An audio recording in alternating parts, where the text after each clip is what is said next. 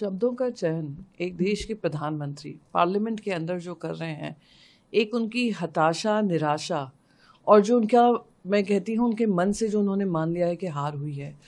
272 ना मिलकर देश की जनता ने उनको 240 पे लाचार छोड़ा है। आंध्र प्रदेश और बिहार की दो पार्टीज ने उनको साथ देकर आज ये सरकार बनाई है। तो उनके ये शब्द जो हैं वो उनके जो आक्रोशित महसूस कर रहे होंगे कि कहाँ 400 पार का नारा राज्यसभा में लगा कर गए थे, आज लौटे हैं तो उनको बहुमत वाली सरकार भी नहीं मिली। राहुल गांधी जी ने जिस प्रकार से पूरे हिंदू समाज को आतंकवादी कहने के, हिंसक कहने से अपमानित किए हैं, ये अक्षम्य है। और राहुल गांधी जी एक प्रकार से रिपीट ऑफेंडर हैं, क्योंकि उन्होंने बार बार हिंदू समाज को इस प्रकार के बयानों से अपमानित किए। 26/11 के अटैक्स के बाद, टेररिस्ट अटैक्स के बाद भी राहुल गांधी ने विदेश के डिप्लोमैट्स के साथ बातचीत में सैफरन टेरर की बात किए थे, हिंदू आतंकवाद के इल्जाम हिंदू समाज के ऊपर किए थे। और विदेश में भी ऐसे ताकतें हैं जो पूरे हिंदू समाज को ऐसे चार्ज डालकर, इल्जाम डालकर बदनाम करना चाहते हैं। राहुल गांधी ये विदेश में भारत को, हिंदुओं को बदनाम करने वाले दो ताकतें हैं, उस ताकतें के टूल किट के पार्ट के जैसे आज पार्लियामेंट में बातचीत कर रहे हैं। और आप देश के इतिहास जब देखते हैं, स्पष्ट रूप से आपको ये पता चलता है कि यदि देश में हिंसक कोई है तो वो कांग्रेस पार्टी है।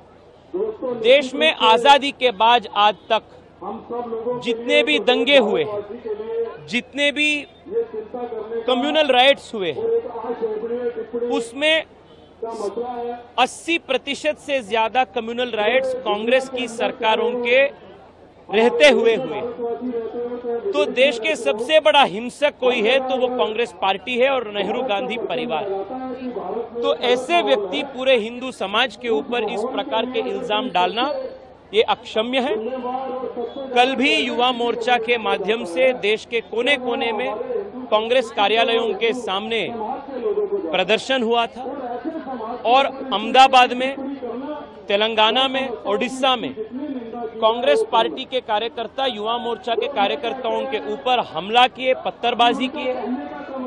और राहुल गांधी जी जैसे पार्लियामेंट के अंदर अनार्की फैलाने का प्रयास कर रहे हैं, उनके कार्यकर्ता रास्ते पे भारतीय जनता युवा मोर्चा के कार्यकर्ताओं के ऊपर पत्थरबाजी कर रहे हैं।